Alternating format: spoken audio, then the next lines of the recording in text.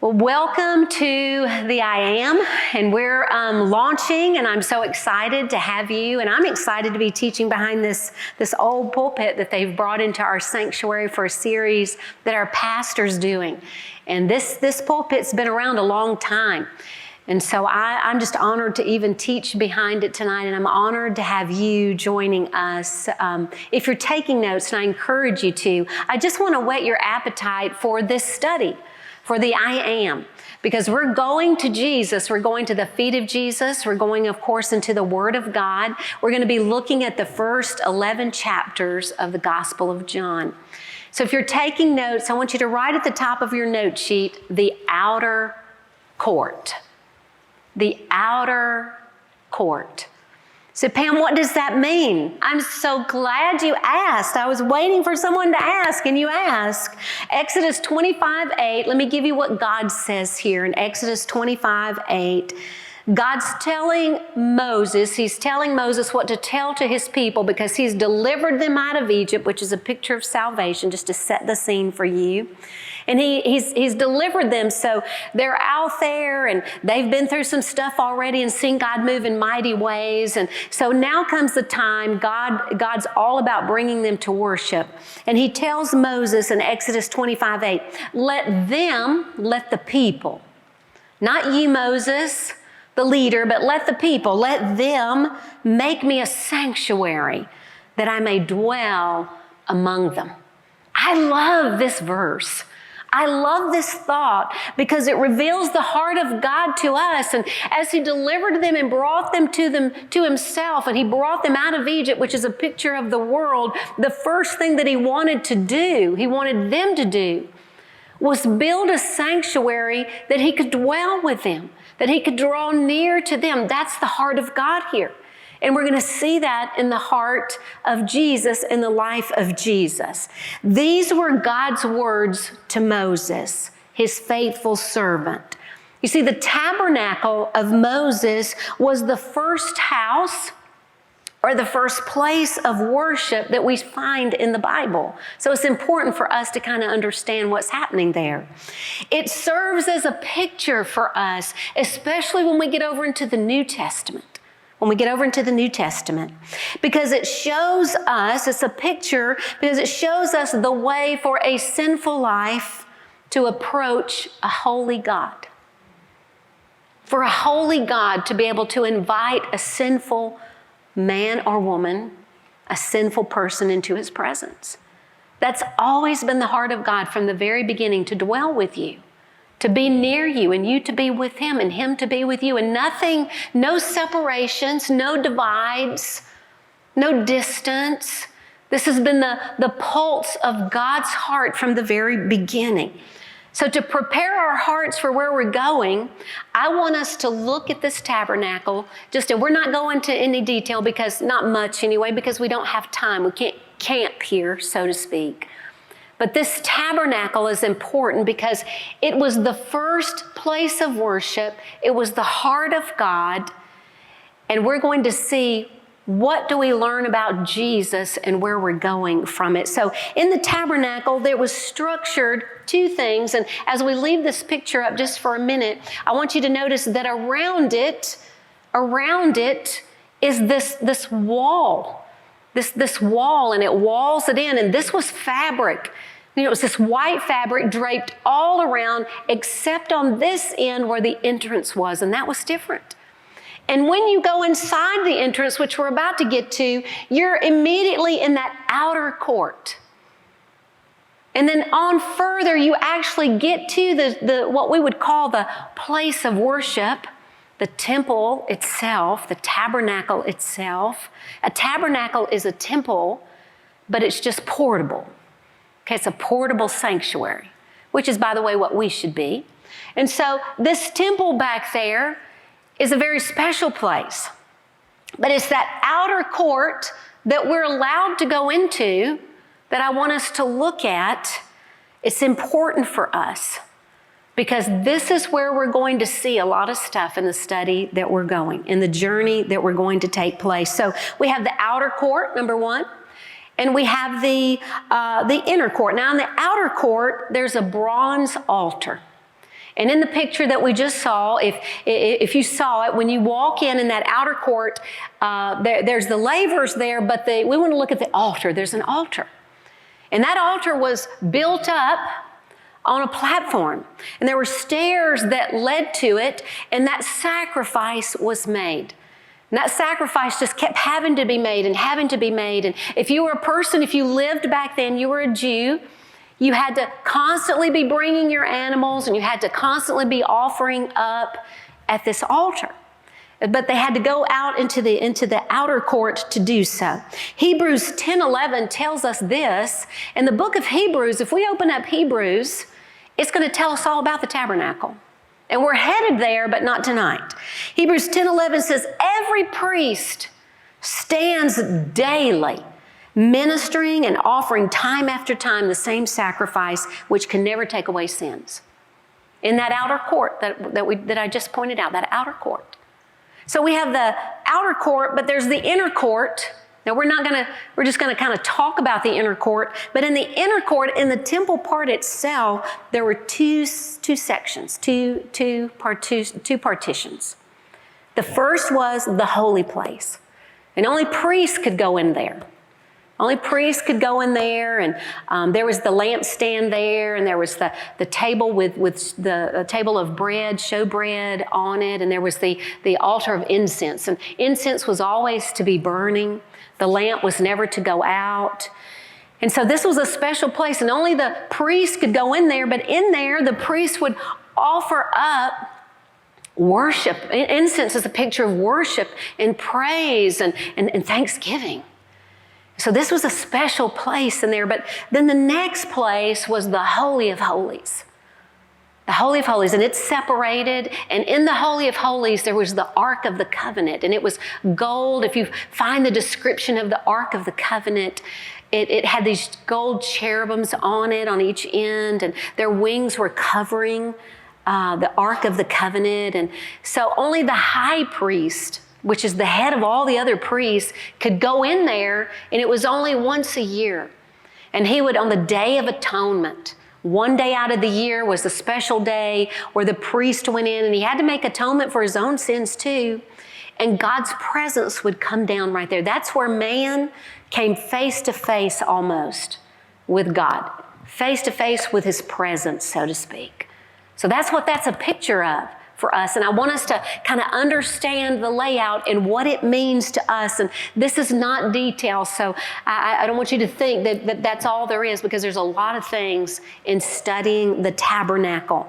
But this outer court is what we want to look at, because this outer court is where you and I live. It's a picture of our lives. It's a picture of everyday life. It's a picture of our entire life on this earth. And what does that mean for us? So let me give you some points tonight. What can we learn about this outer court to prepare our hearts for Jesus? Number one, in this outer court, we are shut in and shut off. We are shut in and shut off. Say, Pam, from what? What are we shut into? What are we shut off from? Well, number one, we're shut off under this point. We're shut off from the world. We're shut off from the world.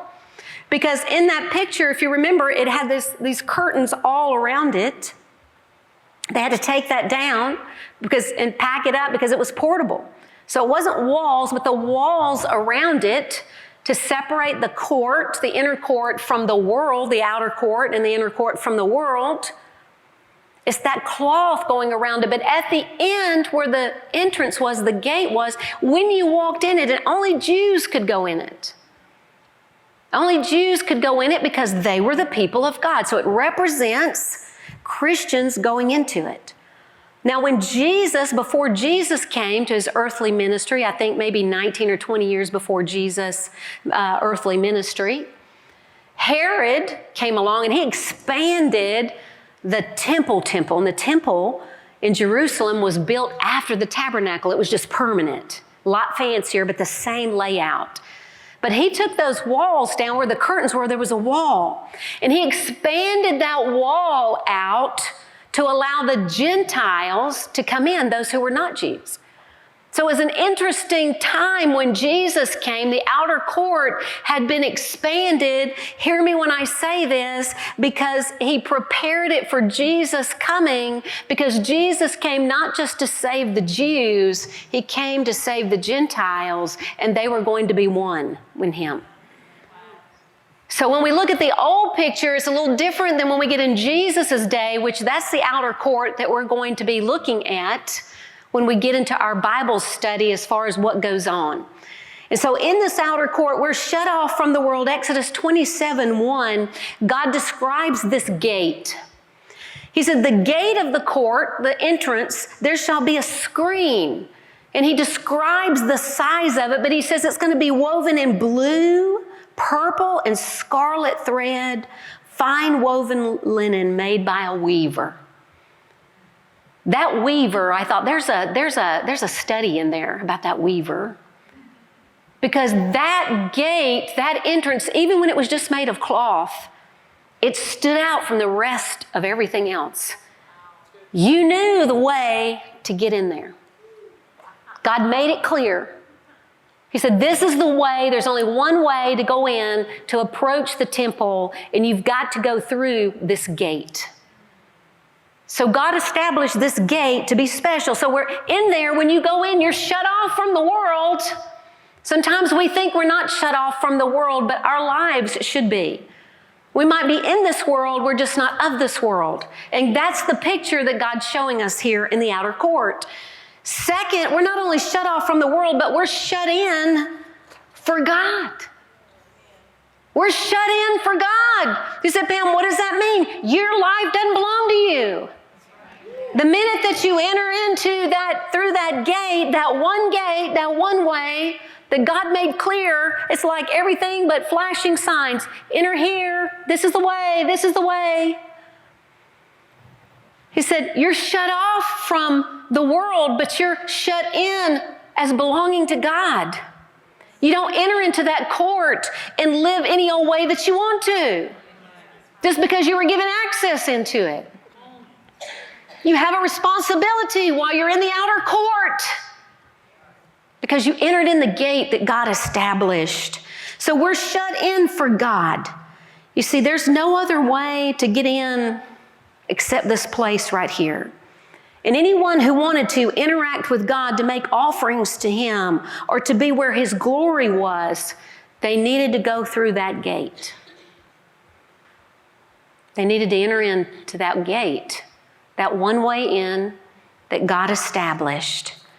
Matthew 7:14, for the gate is small, Jesus said, and the way is narrow that leads to life, and there are few who find it. We're looking for another way. So it doesn't matter if it's Oprah or if it's the smiling pastor.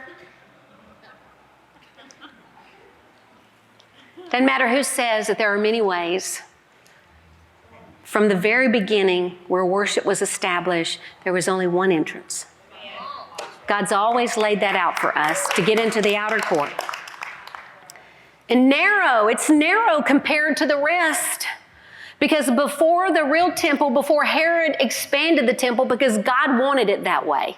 God was using a wicked king to show us the Gentiles were going to be brought in. Before that, the Gentiles had to stand outside that curtain, outside that wall when the temple was built, and they could only wonder about it. Paul writes about it. You Gentiles, once you were far off, but now you've been brought near because of Christ. So it's a beautiful picture, this outer court. I got so excited this week. Jesus said in John 14:6, I'm the way.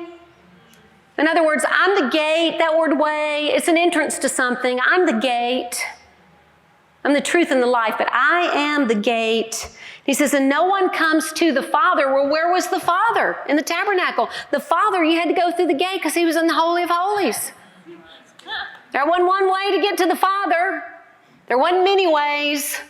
You wasn't going to cut a hole and enter in. He said, there's this one way, and from the very beginning, it's always been me. God didn't change his mind. God didn't add Christ at the last minute. It's always been me, he said. I want you to write this nugget down. And they're called nuggets if you've never sat under my teaching. They're like a note or a nugget, an insight, a truth. And when they're really good, slap your neighbor. We love slapping in here. Here it is. Some of y'all like it a little too much. We live in the outer court. We go in there, that's where we live. It's a picture of our life, the outer court today. We live in the outer court, but we were created for the inner court. We live in the outer court, but we were created for the inner court. If this is the Holy of Holies this way, and this is the outer court over here, I may be in the outer court, which is a picture of life and living for us, the Christian life. And it's mixed today. But you weren't created for this court. You were created for that one. God's always build a sanctuary because I want to dwell with my daughter. I want to dwell with my son. I want to be near my daughter. I want to be near my son. I want them to be in my presence and I want to be in their presence. I want them close. That's been the heart of God. But this outer court is a picture of our lives, but we may live in it right now. But we were created for the inner court. Number two, we are shut in and shut off in this court. But number two, and we don't like this part, we are sifted here. You know what that outer court is? It's a big old sifter. If you don't know what a sifter is, my granny tried to teach me how to make her biscuits and her pie crust and all of that. And I have her sifter in her flour can that she, used to dip flour out of. She'd pour her bags of flour in it. And so her sifter is still in that can. And I love my granny's sifter because she taught me a lot of lessons about life through that sifter when we'd make biscuits. But this outer court where we live, we're sifted in this place. Because it's not in the inner court where the sacrifices were made. The sacrifices, the dying of the offerings were in this outer court. This big old altar was there. And you had to bring it, and you had to give it there. Personally, you had to turn it over. This is where the sacrifice took place, is in the outer court, not the inner court. It wasn't the priest. It wasn't just for the priest in there, it's for the people out here in the outer court. A person would take their offering and they would walk it to the altar and they would deliver it to that priest. You see, and that fire was to be continually going. Because sacrifice, dying of self is continual. It's continual. We've looked at this verse already, but I want us to look at it again. Hebrews 10:11. Had it in my lesson twice for a reason. Every priest stands daily, listen, at that altar, ministering and offering time after time the same sacrifices. Do you know how many times I have died to myself for the same thing? Okay, God, I'm sorry. But the old gal lives again. I'm sorry for this right here. I'm sorry for this weakness. I'm sorry for this attitude. Kill it! Just take it. But listen, the next morning, she can have a resurrection. She can raise herself up. She lives. She lives. But out here is where that's why it has to happen daily. Because God knows that we are weak and what we gave to Him today, we will pick back up tomorrow. What we surrendered yesterday, we will embrace today. God knows these things about us. Sometimes you may think you're the only one wrestling over the same thing and wrestling over yourself. I don't have to wrestle with God, even though I do over some things He asks me of me. But I wrestle with myself. I'm my own wrestling match every single day. It's like, okay, Pam, come on. Who's going to win today? Who's going to win today? Who's going to win today? Come on. It's me against me.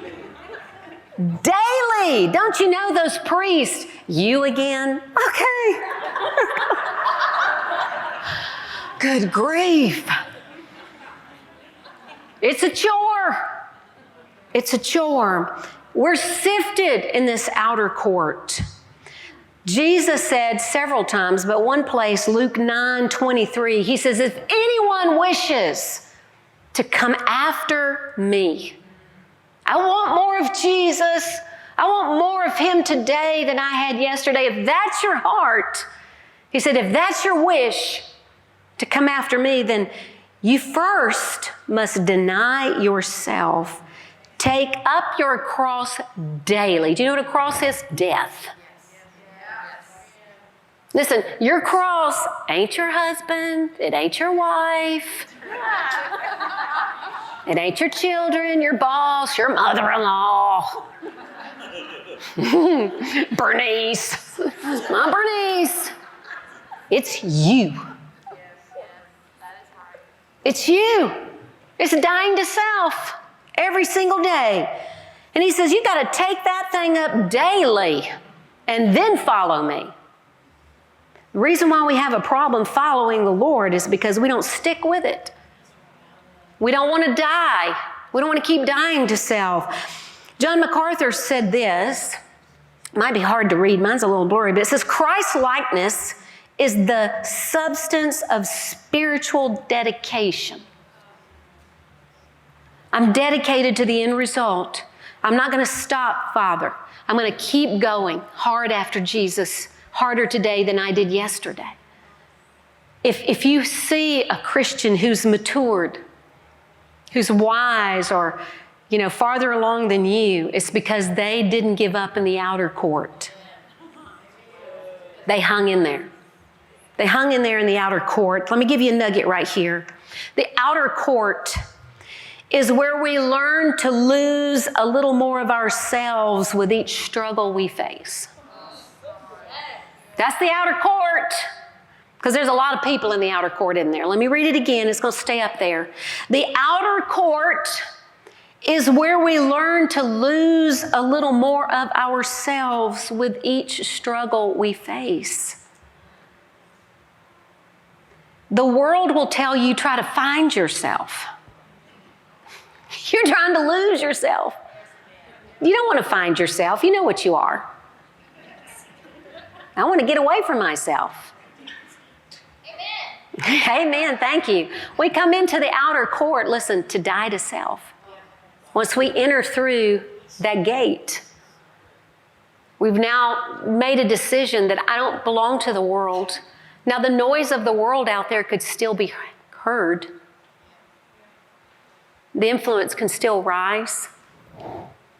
But I don't belong to that anymore. I can't listen to that anymore. But in this outer court, listen, the world, we think the world's hard. The outer court is the hard place. The outer court. And it's this outer court that he said, you're going to, in the struggles and in the challenges, you're going to learn to lose yourself. God's going to help you die to yourself. Some of us are being killed off slowly and painfully. But this is the process in the outer court. And this is the bottom line. And I love, John MacArthur says this. He said, if you were to look beyond all of your false assurance, your religious activity, or even your works or fair exchanges, do you live with a desire for obedience to the Word of God? Is that the goal you're striving for? Not for the perfection of your life, not for a platform, not for a position, not for a place, a rival point. He says, and when you disobey God's word, as we all do you have a sense of conviction and remorse that draws you to confess it to God? See, that's what the outer court brings about in us. Another nugget right here. We often want what we can receive, listen, in this place, rather than what we can give. In this outer court, we often want what we can receive rather than what we can give. Do you walk into life, into work, to a family, to a meeting, or to a get-together, to church, to a class, waiting for someone what you're going to get? Or do you go in wanting to give? What can I give? What can I pour out? How much love can I share? How much Jesus can I give? Or do we have people under our microscopes? And listen, I've said it for years, I've heard it, I didn't coin this phrase, it's been around a long time, but we need to lay down our microscopes and pick up our mirrors.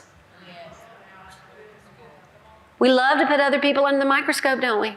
Tear them apart. You need to pick up that big old mirror. Get self in it. Because we're out in the outer court and God's trying to listen. He didn't put you in the outer court to change anybody, to point out anybody else's anything. He put you in there to change you, to make you like Jesus. Number three, we're not only sifted here, but we are seen here. We're seen here in the outer court. We're seen here. Number one, by God. We're seen by God here. We're seen here. Number one, under this point, we're seen by God.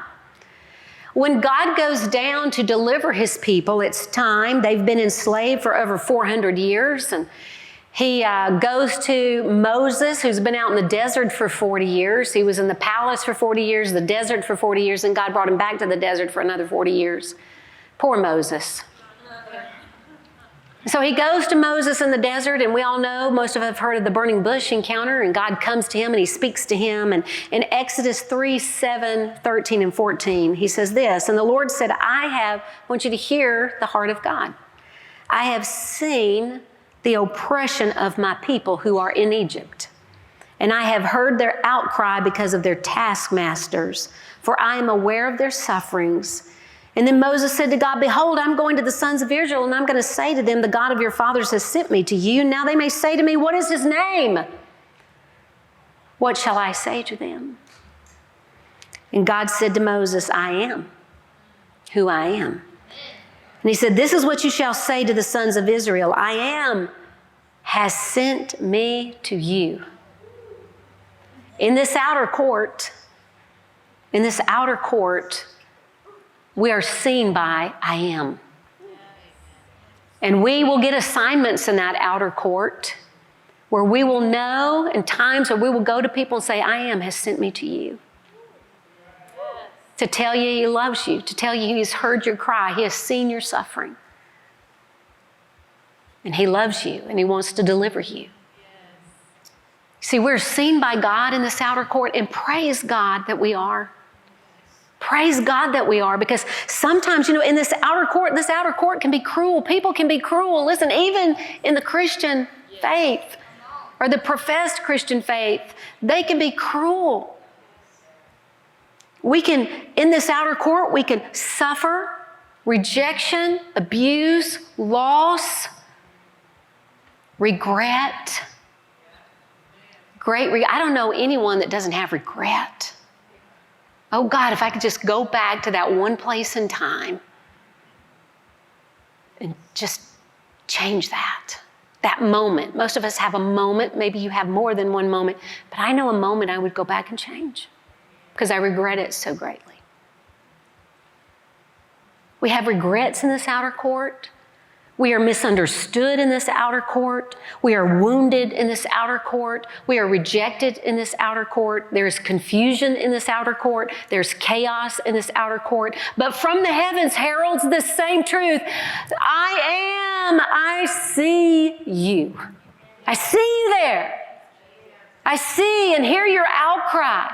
When you think your prayers aren't being heard, I hear you, God said. I see you. I know your sufferings. I know your weakest moments. I know what you struggle with that nobody else may not know. You may say, oh God, I'm selfish. Oh God, I struggle with telling the truth. Or God, I struggle with pride. I struggle with low self-esteem.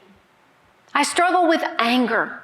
I struggle with bitterness or unforgiveness. The list could go on and on and on and on and on. But God's saying in the outer court, in this this sea of people, you may think that you're lost there, but you're found there.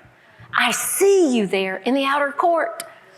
I brought you into the outer court for all of this stuff. Listen, to sift you, to change you, to make you more like Christ.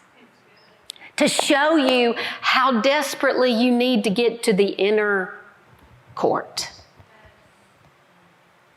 I'm thankful that I don't belong to out here.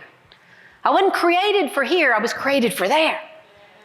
And he says, but before I can get you there, I got to do something here. And you're not going to like it. You're going to have some losses. You're going to have some struggles. You're going to make some enemies along the way. Listen, and with God, everything has purpose and reason. Everything. So we're seen by God, but second, we're seen by others. We're seen by others. You said, what do you mean by that? And here's a nugget. We're seen by others. Here's a nugget right here. And I'm going to leave it up Brian's going to leave it up there long enough.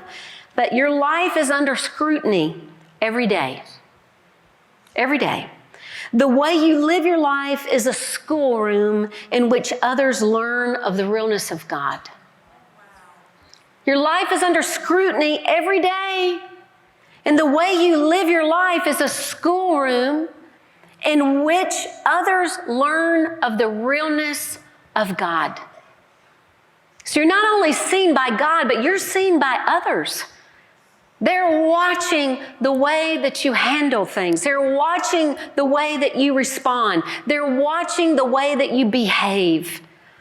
Listen, my granny used to say this all the time. You see that glass of buttermilk? Well, yeah, Granny. I was raised on buttermilk. I don't know how many people in the sanctuary was raised on buttermilk. Okay, I see some buttermilk cans out there. Buttermilk, it has a lot of healing properties that evidently the world doesn't know about. My granny thought it was, the all heal for everything. Just drink a little buttermilk, and if buttermilk wouldn't do it, she'd tell you, take a lick of soda. Okay, how do I do that? But she'd say, see that buttermilk? Yes, Granny. She drank some buttermilk with some cornbread sometimes every night.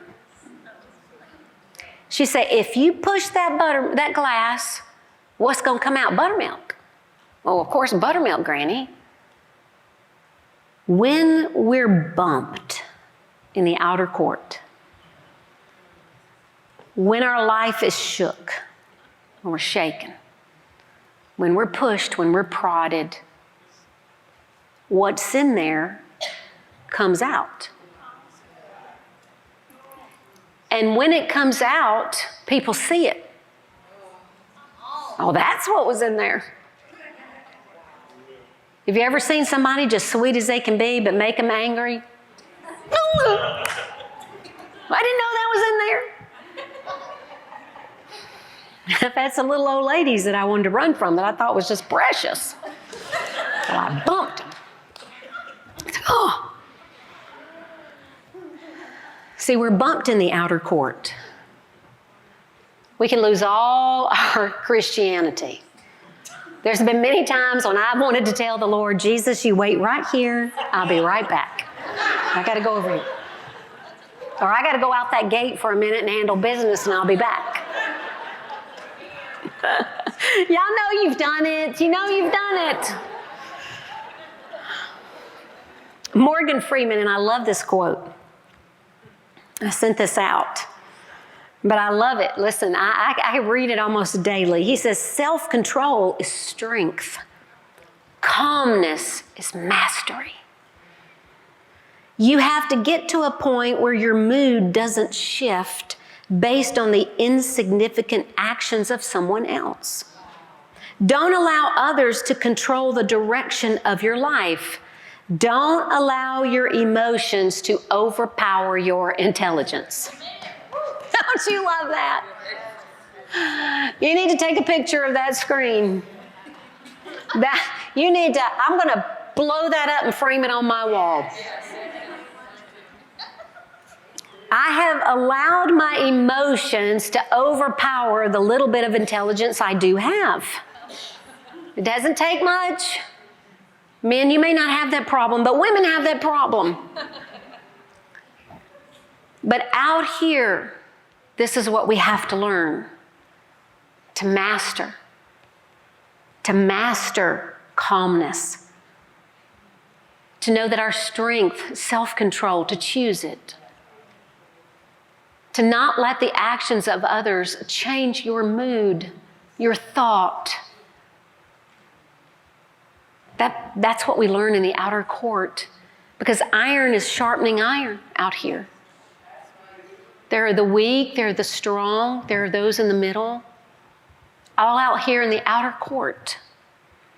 Lastly, next to the last, point number 4, we have one more.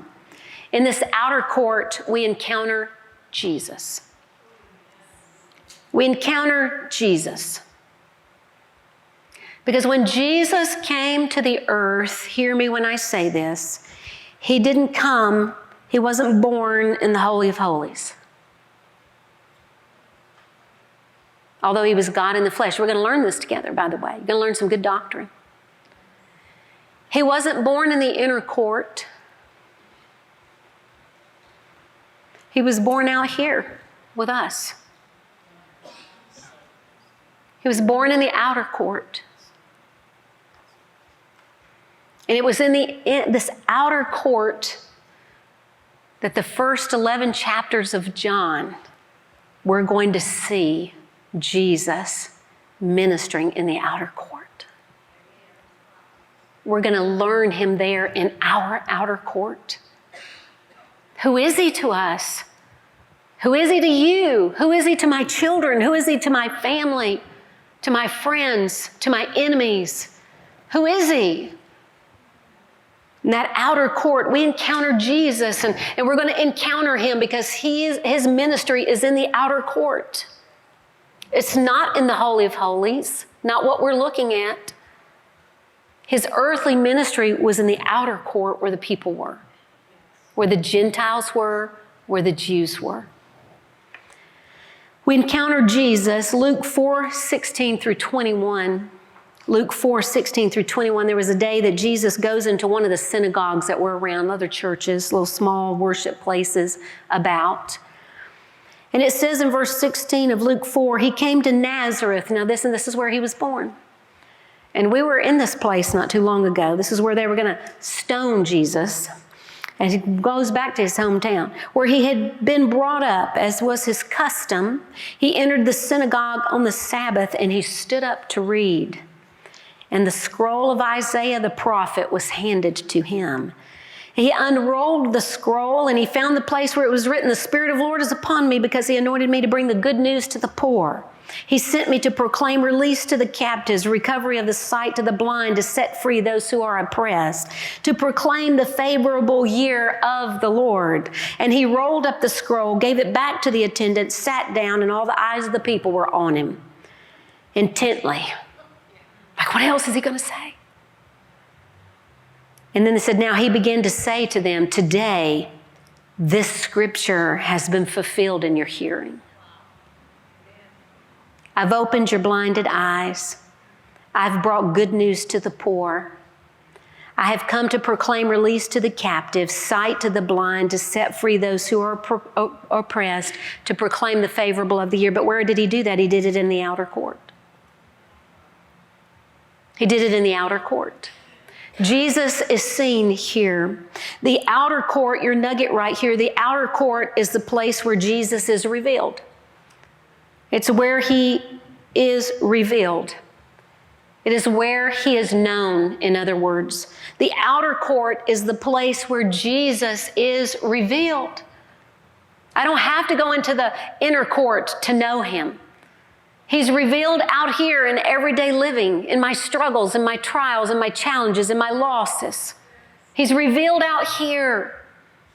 He's revealed there. So the outer court is the place where Jesus is revealed. And one more nugget right here before I give you our final point and wind down. the most important thing that you need to know. Jesus is in your outer court.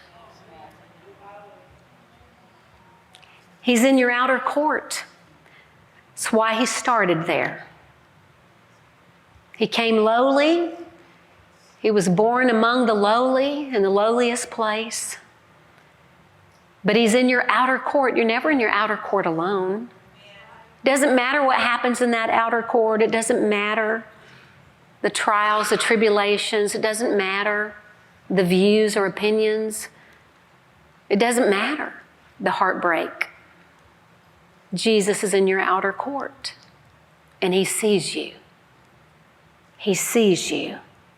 In the outer court, there was the constant reminder that the outer court was not the end goal, the Holy of Holies was. God was near, but not seen. He was felt, but not touched. We had no way to come to him, to know him, to touch him, to see him, but Jesus came. He said, if you've seen me, you've seen the Father.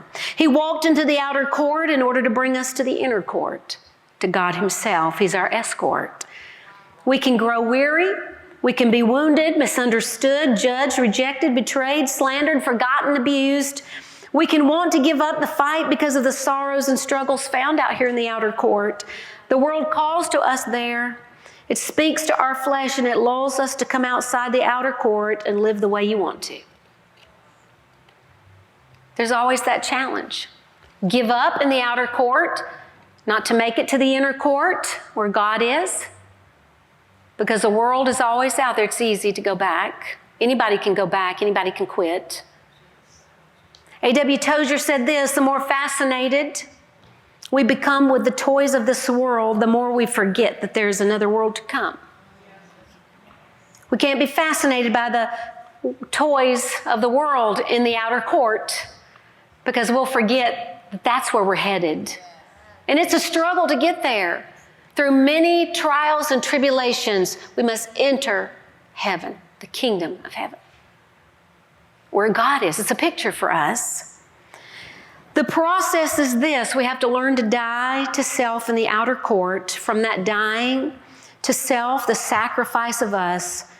Listen, we then can move up to the next level, which we're going to offer our prayers and our praises from out here where the sacrifices were made. And the end goal is to get into the Holy of Holies. That was the end goal, where God would come down, the anointing would fall, the blessings would fall, the favor of God. We would be right with him, and we would be empowered by him, and we'd be clothed with the power from on high. Every Christian, most of us want that. We want to get to that. There was a pastor, a young pastor, he picked up an older pastor, and he said, what advice would you give a younger pastor today? What would you tell us? He goes, oh, that's an easy one. I said, it is? What is it? He said, I would tell them to stop trying to get to the inner place of blessing in a hurry and spend more time in the outer court dying. You spend more time out here dying. Don't be in a rush. You know the people that always, in my spirit, I give a warning from? Those who are in a hurry to get in here, to get to the anointing and the blessing and the favor of God.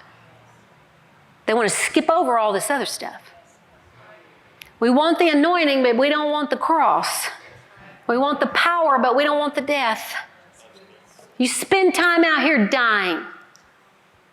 And then when God's ready, he'll bring you in there. When God's ready, he'll bring you in there. I've wanted to be in a hurry too. Do you remember what we're told about Jesus in Philippians 2, 5-7? He says, have this attitude in yourselves that was in Christ. Even though he existed in the form of God, he didn't regard equality with God to get in there. To be equal with God, to be right there with him, a thing to be grasped. In other words, to rush in and just lay hold of. He said, but he emptied himself. He stayed in the outer court, and he took on the form of a bondservant. That's what Jesus did, and we're going to see him in the outer court. Psalm 104, and with this I'll close. it brings new meaning to me, this verse. And we used to sing it. It's an old song.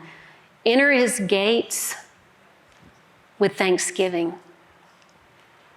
Enter his courts with praise.